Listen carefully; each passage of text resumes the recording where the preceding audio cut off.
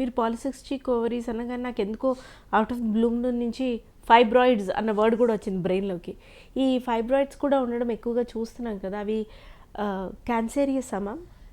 Fibroids అనేది they are completely non cancerous అండి. అంటే అది మనకి ఏ ఏజ్లో వస్తుంది, దాన్ని బట్టి ఎన్ని ఉన్నాయి, ఎక్కడ ఉంది, సైజ్ ఎలా ఉంది, సిమ్టమ్స్ ఏమన్నా ఉన్నాయా అన్న దాన్ని బట్టి whether we have to go for surgery or not అనేది డిసైడ్ అవుతుంది. సో స్కాన్లో ఫైబ్రాయిడ్స్ చూసినంత మాత్రాన భయపడాల్సిన అవసరం లేదు. ఫైబ్రాయిడ్స్ అనేది completely non malignant. So no need to worry at all. ఎలాగో మీరు డిలే మ్యారేజెస్ అని ఇచ్చారు. Women we're known for hour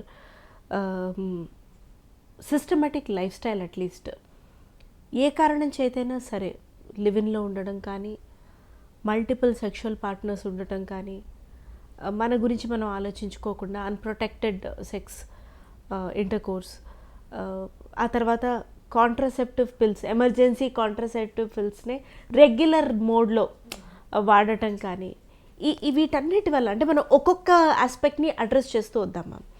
ఈ మల్టిపుల్ సెక్షువల్ పార్ట్నర్స్ వల్ల మనకి ఎమోషనల్ ట్రామా ఒక ఎత్తు అయితే, ఫిజికల్గాను ఏ విధంగా ఒక విమెన్ బాడీ నెగిటివ్గా ఎఫెక్ట్ అవుతుందంటారు? యూజువల్గా మల్టిపుల్ సెక్షువల్ పార్ట్నర్స్ అనేది వల్ల మనకి సెక్షువల్లీ ట్రాన్స్మిటెడ్ డిసీజెస్ అనేది ఎక్కువగా చూస్తూ ఉంటాం అనమాట. అంటే ఒక మేల్ మల్టిపుల్ సెక్షువల్ పార్ట్నర్స్ ఉన్నా కూడా ఒక అమ్మాయి జెన్యూన్గా ఒకరితో ఉన్నప్పుడు కూడా, ఒకవేళ మేల్ కానీ మల్టిపుల్ సెక్షువల్ పార్ట్నర్స్ ఉంటే she is more prone for STDs.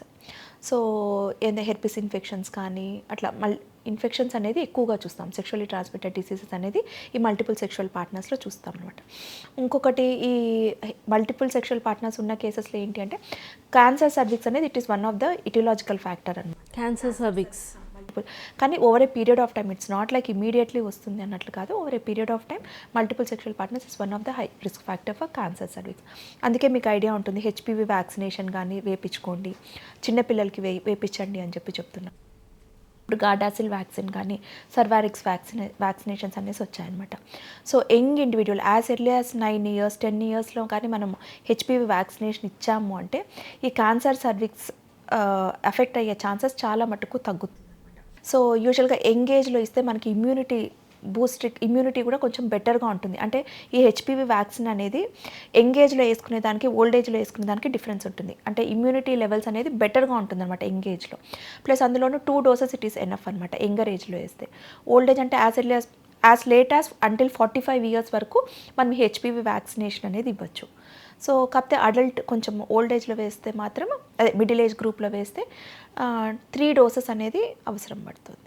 అంటే ఎనీ ఇండివిజువల్ అంటే అబ్బాయిలకు కూడా హెచ్పివి వ్యాక్సిన్ వేస్తారా? HPV vaccination it's advisable for males also. అబ్బాయిలకు కూడా వేసుకోవాలి. అంటే it is because of sexual intercourse that girl will be protected. So even nowadays even boys also they are getting vaccinated for HPV. అంతేకాకుండా HPV vaccination వల్ల penile cancers కానీ అవన్నీ కూడా sexually transmitted diseases అవన్నీ రిస్క్ అనేది males కూడా చాలా మటుకు తగ్గుతుంది.